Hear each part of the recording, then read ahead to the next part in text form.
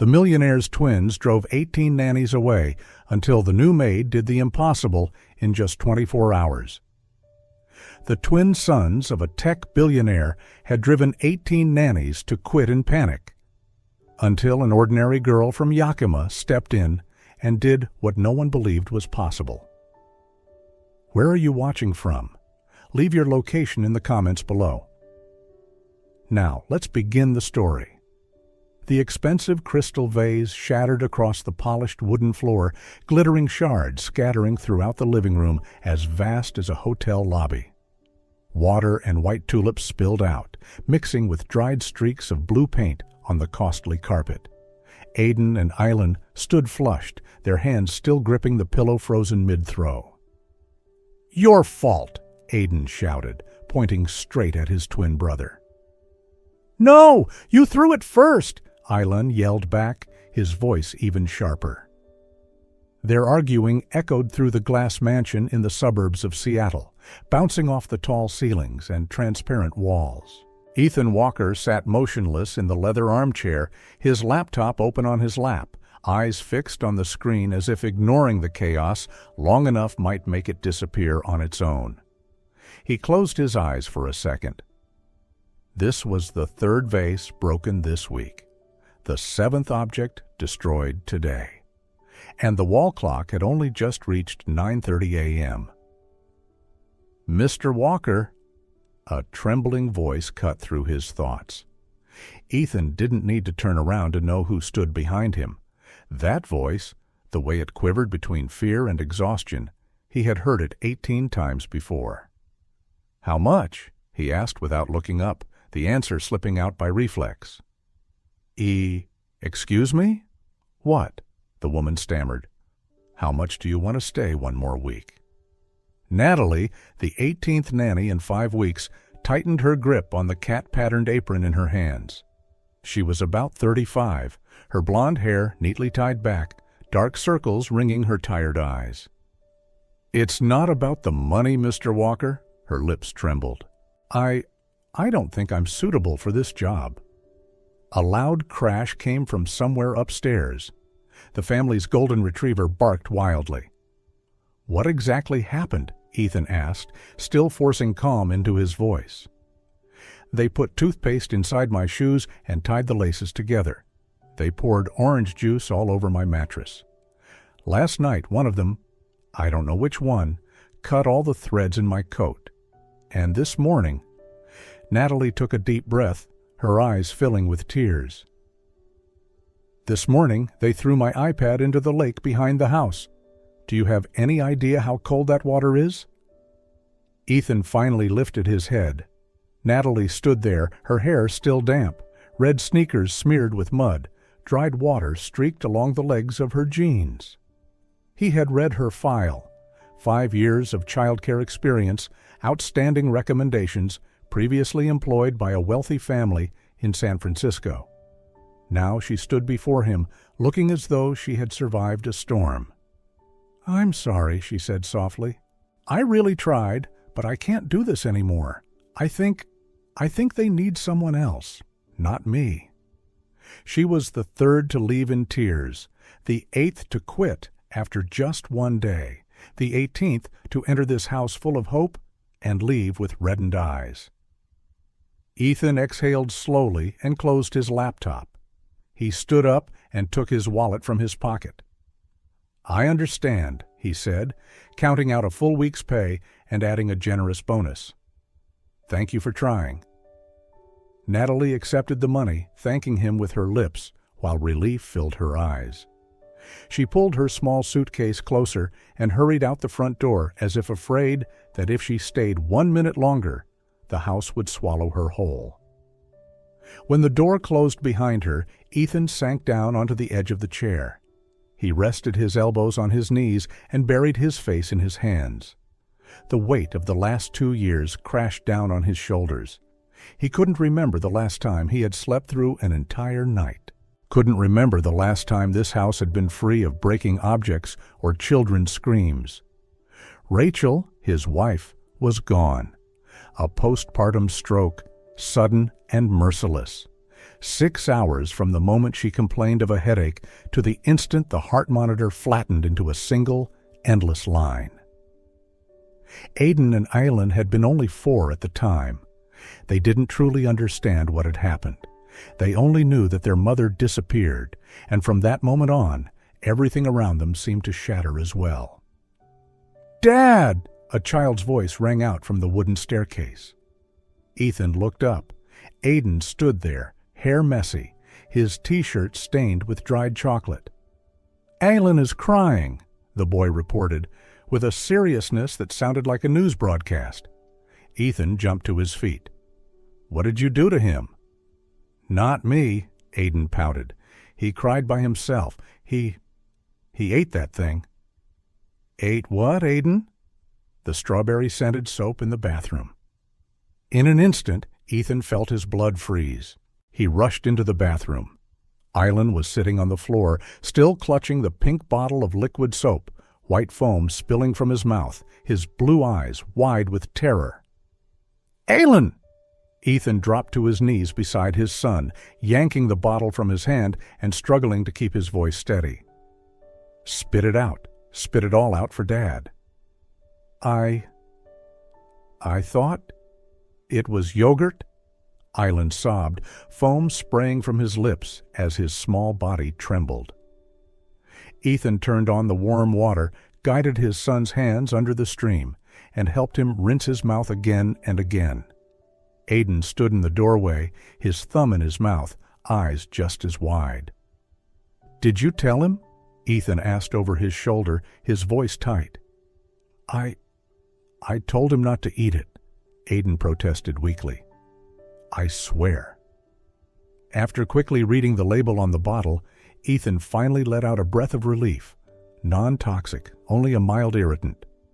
Eileen was still sniffling, his lips trembling. "Listen to me," Ethan said gently, placing his hand against his son's cheek. "This is not yogurt, okay? Even if it's pink and smells good, it's still soap. You must never eat anything in the bathroom. Do you understand?" Eileen nodded hard, tears streaming down his face. "I miss Mom.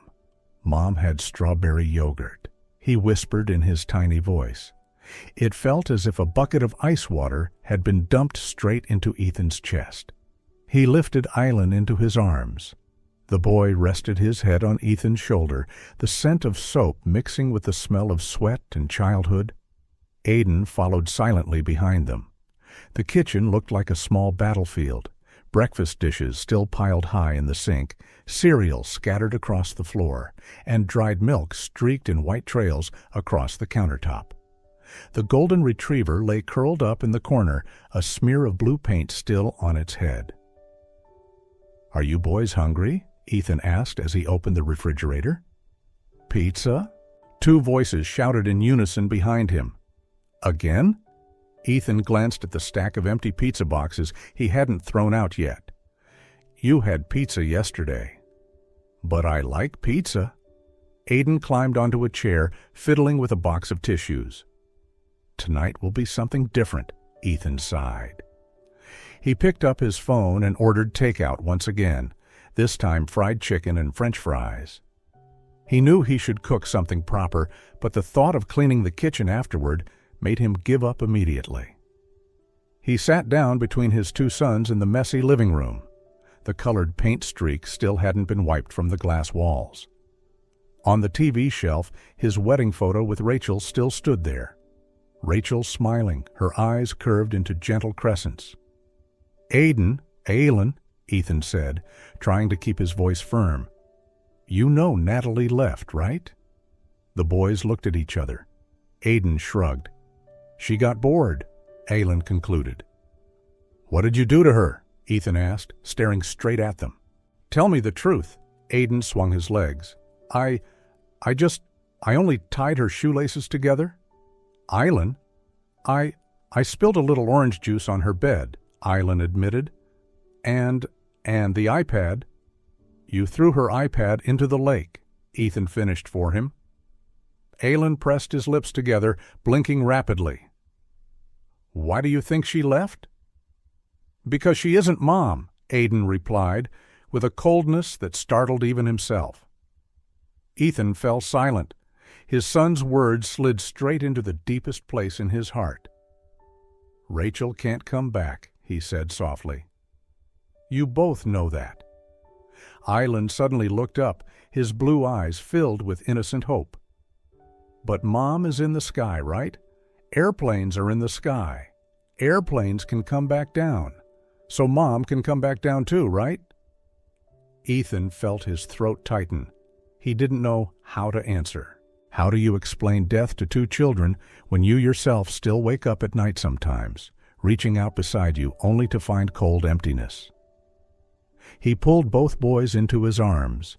They were so small he could hold them completely. "Dad knows you miss Mom," he whispered. "I do too, but Mom is in a special place now, a place without sickness, without pain. From there, people don't come back, but they always look down on us." "But I don't want Mom to look from far away," Island sobbed. "I want her here. I want her to kiss me goodnight." Ethan felt tears burn behind his eyes. He swallowed hard, forcing his voice to stay steady. "I know," he said quietly. "I know." The doorbell rang. The food had arrived. He quickly wiped his son's tears, brushed his own away with the back of his hand, and went to answer the door. When he returned, Aidan and Aylin were already fighting over a red toy truck. "You hit it!" Aidan shouted. "No, you took it first," Aylin yelled back. Ethan stood there, still holding the bag of fried chicken, watching his twin sons, both the angels and the storms of his life. He didn't know that at that very moment a girl was sitting on a cold plastic chair at the small bus station in Yakima, Washington, clutching a worn backpack tightly against her chest, her eyes fixed on a one-way ticket to Seattle. The bus rolled slowly into the Seattle terminal through a veil of light rain. Emily rubbed her eyes and retied her brown hair, which had been hastily gathered into a bun at the back of her head. 4 hours on the road had left her back aching, yet her mind felt strangely alert. She pulled her small suitcase behind her, slung her backpack over one shoulder, and stepped out of the terminal. The city air was cold and damp, carrying the mingled scents of coffee and rain. She pulled her denim jacket closer around herself. On her phone, her mother's final message glowed at the top of the screen. "My daughter, be careful. If you get there and it doesn't feel right, come back. I don't need that job badly enough for you to suffer." Emily pressed her lips together as her finger lingered over the words. Her mother always said that, always afraid of being a burden. But Emily knew the hospital bills and medical expenses grew heavier with every passing month. She didn't have many choices. The Walker family's glass mansion sat atop a green hill, pine forest stretching behind it, and a wide lake spread out in front. Emily stopped at the black iron gate and swallowed hard. She glanced down at her slightly faded jeans, her once white sneakers now more gray than white. Compared to the suits and elegant dresses she had seen at online interviews, she knew she looked nothing like a wealthy family's nanny. But she had already come this far. There was no turning back. She pressed the doorbell. The voice from the intercom came through, low and tired. "Hello?" "Hello. I'm Emily Carter. I'm here for the nanny interview." There was a brief silence. Then the iron gate opened. Emily pulled her suitcase and followed the stone path leading to the front door. The man standing there was tall and lean, with slightly messy brown hair and light stubble on his jaw as if he hadn't shaved for days. His white dress shirt was wrinkled at the cuffs, his tie hung loosely around his neck as though worn out of obligation. Dark circles shadowed his eyes, the unmistakable mark of long-term exhaustion. "Emily?" he asked, sounding rushed. "Yes, I'm Emily Carter." She nodded. "It's very nice to meet you, Mr. Walker." "Call me Ethan." He stepped aside. "Come in. I'm sorry. The house is a bit messy." The living room was flooded with toys, Lego blocks, toy trucks, puzzle pieces, and stuffed animals scattered everywhere. Streaks of red and blue paint smeared across the glass walls like a half-finished abstract painting. On the coffee table sat empty pizza boxes, a few soda cans, and a game console that hadn't been fully turned off. A loud thudding sound came from upstairs, followed by bursts of laughter and the heavy thump of someone jumping off a bed. Ethan closed his eyes briefly. "Before we begin," he said, turning to face her, "there are a few things I need to be completely honest with you about." Emily tightened her grip on her backpack strap. "Yes." "You will be the 19th nanny in 5 weeks. The previous 18 all quit. One left after 2 hours. 2 others left because they cried too much." His voice was dry. "My sons are difficult." "I read the file. I know your wife passed away," Emily said softly. "I'm very sorry." Ethan gave a slight nod. A flicker of pain passed through his eyes, the kind of look she recognized all too well, the look of someone who had lost the person they loved most. "They're twins," he continued. "Aiden and Islan, 6 years old. Smart, quick-witted, but very lost. They don't accept anyone getting close, and they try to drive every nanny away. If you decide to try, I'll pay you triple the normal rate. If you last even 1 day, I'll pay you for the full week, even if you quit tonight." Her throat tightened. I'll try," she said, her voice steadier than she felt. Ethan looked briefly surprised by her decisiveness. A scream burst from upstairs. "That," he frowned, "you can consider that your welcome." He led the way up the stairs. Emily followed, her hand unconsciously touching the small silver star-shaped necklace at her throat, the only thing her younger sister had left behind. Her sister, too, had died in a car accident 10 years earlier. They stopped in front of a half-closed door. Arguing voices came from inside. "That's mine!" "No, Mom gave it to both of us." Ethan pushed the door open. The room was spacious, with 2 identical beds placed on opposite sides, dressed in ocean blue bedding. The rest of it looked like the aftermath of a battle. Legos scattered everywhere, T-shirts crumpled into balls, storybooks flipped upside down, and wrinkled drawings strewn across the floor. In the middle of the room, 2 brown-haired, blue-eyed boys were tugging back and forth over a red fire truck. "Enough!" Ethan's voice snapped. He stepped in and snatched the truck from their hands. "How many times have I told you, this toy belongs to both of you? Now I'm introducing the person who will be taking care of you starting today." Both of them spun around at once, their eyes landing on Emily in the doorway. "Who is she?" Aiden asked with a scowl. "This is Emily," Ethan said. "From today on, she'll be here with you, helping you eat, bathe, and do your homework." "I don't need her," Islan snapped. "We don't need a nanny. I only need my mom." The words cut like a knife. Ethan's grip tightened around the truck. Emily stepped into the room and bent down so her eyes were level with the boys. She tried to smile, even as the same familiar pain pierced her own chest. "Hello, you two," she said. "I'm Emily. I also don't like strangers in my room, so let's call this a deal. I won't touch your things without permission, and you, at least, give me a chance. All right?" Aiden crossed his arms. "No." Aylin looked at his brother and copied him. "No." Ethan was about to speak, but Emily gently lifted a hand to signal him to wait. "Fair enough," she nodded.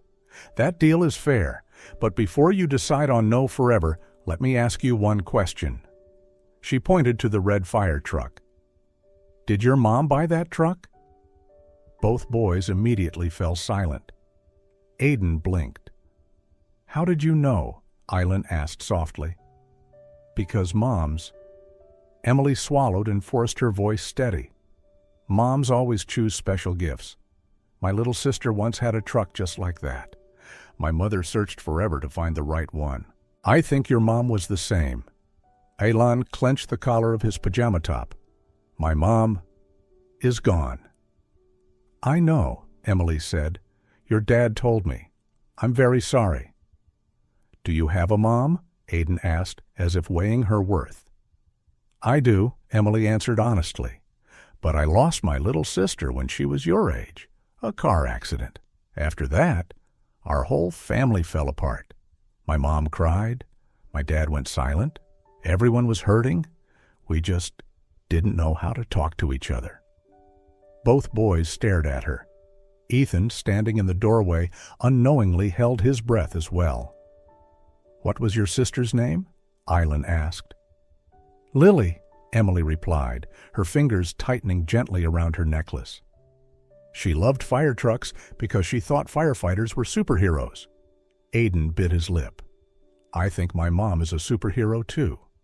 "I think so too," Emily nodded. "And I think if your mom is up there in the sky right now, looking down, she would want to see you playing with the gifts she chose for you, not fighting over them all the time." The room fell silent for a few seconds. "You know," Island whispered, "Mom smelled like flowers and cookies." Emily smiled. "She sounds like someone everyone would want to hug." Aiden looked at the truck in his dad's hand, then let out a small sigh. If we share the truck, will you bake cookies?" Ethan turned toward Emily in surprise. He had never heard his son say something like that to a nanny before. Emily laughed out loud, relieved that the ice had cracked. "I can't promise they'll be as good as your mom's, but I have my own secret recipe. New deal. This afternoon, if you two help me clean the room a little, we'll try it." Aiden shot her a wary look, but the corners of his lips twitched. Island tried to hide his smile. "You're not like the others," Aiden said. "I hope not," Emily replied. "Did the others yell a lot?" "Yes," both boys shouted in unison. "Then I'll try not to yell," Emily winked. "Unless the room catches on fire. If it does, everyone is allowed to yell." Island burst into a soft giggle. Ethan leaned lightly against the doorframe, feeling as if someone had just opened a small crack for light to seep into the dark house of his life. He didn't know how long Emily would stay. Maybe a few days, maybe only a few hours. But for the first time in a very long while, he felt a trace of hope. That afternoon, the kitchen looked like a battlefield. Emily stood at the counter with a panda print apron tied around her waist, flour dusting her hair. Island sat on the countertop, legs swinging, holding a wooden spoon. Aiden stood on a chair, tilting a carton of milk. "Slow down, Aiden," Emily warned. "If you pour it all at once, our cookies will turn into soup."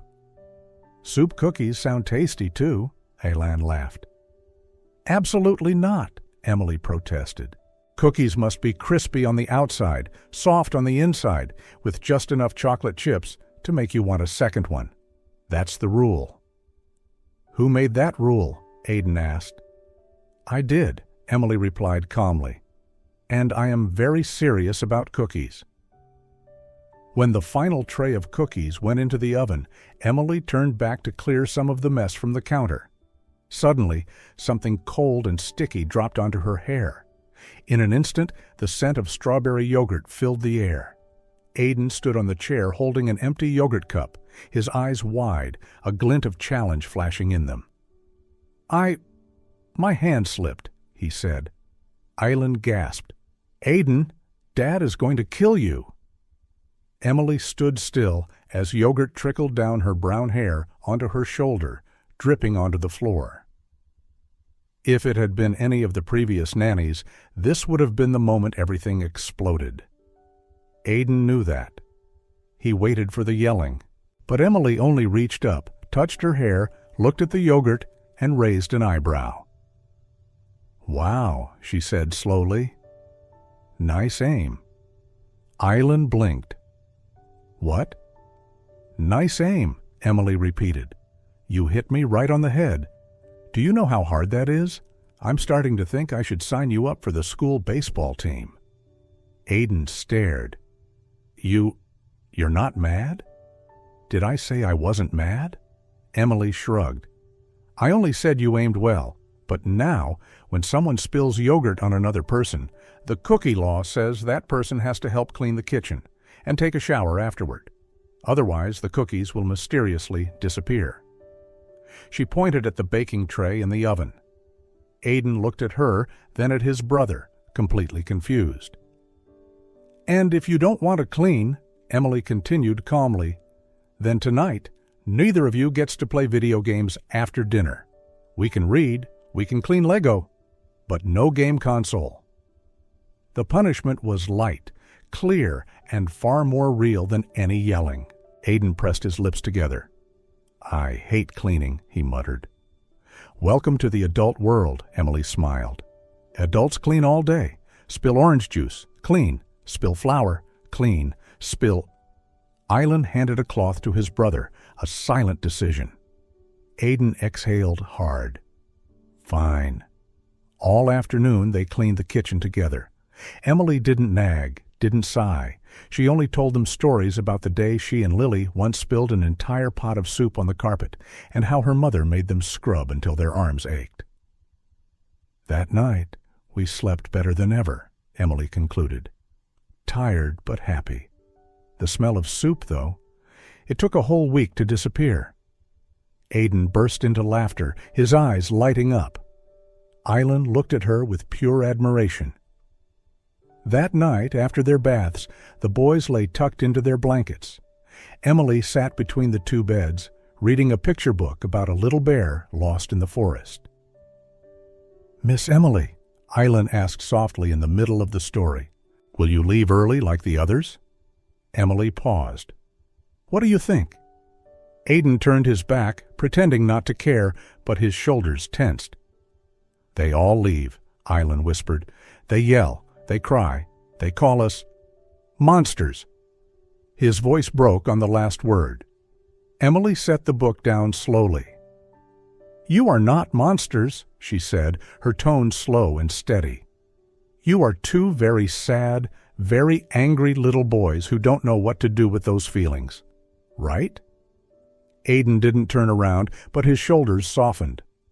"I can't promise I'll stay forever," Emily said. "No one can promise that, but I promise one thing. I will not leave because I'm angry or because I'm afraid of you. If I ever do leave, I will tell you why and look you in the eyes." Aylan looked at her, his eyes shimmering. I want you to stay," he whispered. Emily smiled, her heart warming. "Go to sleep now. Tomorrow we'll battle with Lego again." Aylan giggled. Aidan muttered, "Lego doesn't battle. Lego builds." "Then we'll battle to build," Emily concluded. She turned off the light, leaving only the soft glow of the moon-shaped night lamp. As she stepped out of the room, Ethan stood in the hallway, leaning against the wall with his arms crossed. "They're asleep," Emily whispered. "I heard," Ethan replied. I didn't hear any screaming." Emily laughed softly. "I don't like screaming either. It hurts the throat." He glanced into the room for a moment, his expression softening completely. In the weeks that followed, the glass house on the hill no longer echoed with constant fighting. In the mornings, laughter and the soft clinking of spoons against plates drifted from the kitchen instead of the sound of shattering dishes. Emily established a Saturday pancake ritual. Every Saturday morning was pancake time, with one unwritten rule: whoever helped in the kitchen got to choose the toppings. Sometimes it was blueberries, sometimes chocolate chips, sometimes strawberries. Once Aidan suggested adding marshmallows too. Emily laughed so hard, but still allowed it. Just to try it once and never do it again. Ethan began coming home earlier. He rearranged his meeting schedule so he could have dinner with his sons at least a few times a week. He would sit at the table and watch Emily persuade Aidan to eat more broccoli by cutting it into tiny tree shapes for the superhero army. And for the first time, he laughed without feeling guilty. But not everything was smooth. One evening, as Emily was reading to the boys, Island suddenly snatched the book from her hands and tore a page straight down the middle. "What are you doing, Aidan?" Aidan cried in horror. That's the part Mom used to read. Emily looked at the torn page. It was the part where the little bear finally finds its mother. I hate it, Ilan said, his voice trembling. I hate the bear because it finds its mom. I hate everything. He threw half the book onto the floor, his face burning red. Emily bent down and picked up the torn page. She didn't scold him. She didn't sigh. She simply sat on the edge of the bed, holding the page in her hands. When you tore it, she asked gently, did it feel any better? Ilan bit his lip. Tears began to fall. He shook his head. I'm just angry, he whispered. Angry because Mom didn't come back. Angry because everyone says time will heal. But I keep waiting, and Mom never appears. Emily took a deep breath. Every word from Ilan landed like a punch to her chest, bringing back the long years when she, too, had been angry at the entire world because of Lily. Aidan quietly slid off the bed and sat beside his brother. Emily traced her fingertip gently over the torn edge of the page. Look, she showed Ilan softly. We can tape this page back together. There will be a scar, a strip of tape, but the story will still be readable. It won't be the same as before, but it won't be lost either. Just like, she swallowed, just like our hearts. They tear. We stitch them back. There will be scars, but they still beat. Both boys stared at her, holding their breath. Do you want to try fixing it together? Emily asked. Ilan bowed his head, tears dripping onto the page. He nodded faintly. Together they used clear tape, carefully sealing each torn edge. Aidan held the paper steady, Ilan pressed the tape down, and Emily guided their hands. When they finished, the page looked a little strange, but every word was still there. Do you think Mom would like it? Ilan asked in a trembling voice. I think your mom would be proud, Emily said, because you dared to look at what you broke and tried to fix it. That night, after Ilan had fallen asleep, Emily stepped out onto the back balcony, gripping the railing with both hands, breathing fast and shallow. She didn't know whether she was trembling from the cold or from the memories. The images, the screech of brakes, her mother's scream, everything came rushing back. She didn't realize Ethan was standing behind her until he spoke softly. Are you okay? Emily turned around and quickly wiped the corner of her eyes. I'm fine, she said. Thank you, Ethan said, for saying what you did, for being there for the boys in a way that I don't know how to be. It was nearly midnight. Emily had only managed to sleep for less than 2 hours when... Aidan? Ethan's voice rang out in panic. In an instant, Emily sprang up.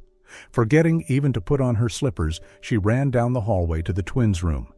Aidan was sitting curled up on the bed, his chest heaving rapidly, terror in his eyes. Ilan sat on the neighboring bed, hugging his blanket, his eyes red and swollen. I can't breathe, Aidan sobbed, clutching the front of his shirt. You are breathing, Emily said, her voice low and steady. She knelt in front of him, not touching him, only keeping the right distance. Your brain is just tricking you. Let's play a game together, okay? Look around the room and tell me 5 things you can see. Aidan blinked, tears rolling down his face. The lamp, the nightlight, the curtain, the teddy bear. Ilan.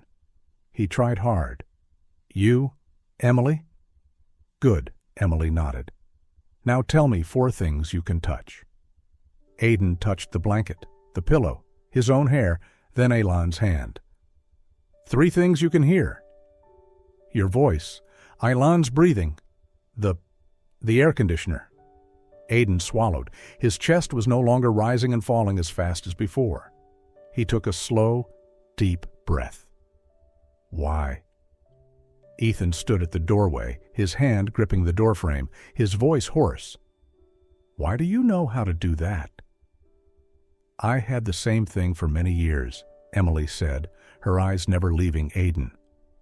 A doctor taught me that exercise. It pulls you back into the present. What did you dream about? Aylan whispered. Aiden swallowed hard. I dreamed Mom was in the hospital. She said, Aiden, come here with me, but I didn't want to go. I was scared. She looked sad. She turned around and disappeared. And I thought she was mad at me. Emily felt her heart tighten painfully. Aiden, she said in the voice she once wished someone had used with her long ago, what do you think your mom would want you to do? Go with her, or stay here with Aylan, eat cookies, and become a superhero who drives a fire truck? Aiden smiled through his tears. Stay. That's right. Emily nodded. Your mom is a superhero, and superheroes don't take their children away with them. They keep their children here to protect them. Ethan sat down on the edge of the bed beside them. For the first time, he spoke the words that had always been stuck in his throat. Before your mom passed, he whispered, she told me one thing. If the worst happens, you must not blame yourself. And you must not teach the kids to blame anyone either. Some terrible things just happen. And our job is to love each other twice as much with the time we have left. I haven't done very well at that. Aiden turned and rested his head on his father's shoulder. Aylan crawled over and hugged Ethan's waist tightly. Emily stayed seated, her hand resting gently on the boys' backs. That night, no one said anything else. They simply sat there, breathing together, until the boys finally drifted back to sleep. When Emily stood up, Ethan followed her out into the hallway. He looked at her. Under the pale yellow hall light, she looked exhausted, yet steady, exactly like someone who had faced enough storms to know how to stand. He wanted to say something, wanted to tell her that since the day she arrived, the house was no longer just a box holding sorrow, but a place filled again with laughter, the scent of baked goods, and late-night conversations. Time passed quietly, the way pain is slowly soothed by small, gentle things. Mornings with pancakes, evenings filled with the sound of bedtime stories, silent hugs whenever one of the boys suddenly missed their mother. Without realizing it, Ethan no longer saw Emily as just a nanny. She had become the one who stayed when everyone else left, the one who became a pillar when all three of them were fragile. And Ethan loved her, naturally, like breathing. 1 year later, the blue sky stretched wide above the grass by the lakeside. The small family of 4 spread a picnic blanket beneath a red-leafed maple tree. Aiden and Aylan chased each other across the grass, running and laughing until they tumbled over. Emily sat on the blanket, carefully cutting fruit, occasionally looking up to remind the boys to slow down so they wouldn't fall. Ethan watched the scene for a long time. In that moment, he suddenly understood exactly what he wanted for the rest of his life. He stood up and walked toward Emily. Emily! She looked up, not even having time to ask what he meant, before he knelt down right there on the grass, surrounded by sunlight, wind, and the scent of fresh green earth. I don't know when it began, Ethan said slowly. I only know that from the day you arrived, this house filled with laughter, with the smell of baked goods, with evenings when I no longer had to hide in my office. And from that day on, I was no longer alone. Emily held her breath. I fell in love with you without even realizing when, he continued, his voice growing hoarse. Not because you do your job well as a nanny, but because you love my children as if they were your own flesh and blood. Ethan paused and took a deep breath. Emily Carter, will you stay by my side, not as an employee, but as my woman? The 2 boys ran toward her and wrapped their arms around her, shouting loudly, We agree for her already. Emily laughed through her tears. She looked at Ethan, then at the 2 boys, and gently nodded. Yes, I will. 2 years later. The garden behind the glass mansion was filled with white flowers. Emily's mother held her hand, tears streaming down her face. Ethan's mother held her son's hand, her eyes softer than ever before. Aidan and Island, dressed in tiny formal suits, walked solemnly across the grass, each holding a ring with trembling hands. When the rings were exchanged, the house that had once been filled with brokenness now overflowed with applause and tears of joy. 1 year after that, in a sunlit room, Ethan cradled a tiny newborn in his arms. Emily leaned weakly against his shoulder and whispered, "Let's name her Jasmine." Aidan and Aylin stood close to the cradle, their eyes wide as they gazed at their little sister. "I'll protect her," Aidan said. "I'll protect her for life," Aylin nodded firmly. Ethan wrapped his arms around his entire family. And in the house that had once been ruled by sorrow, only love remained now, along with laughter and heartbeats that were no longer lonely.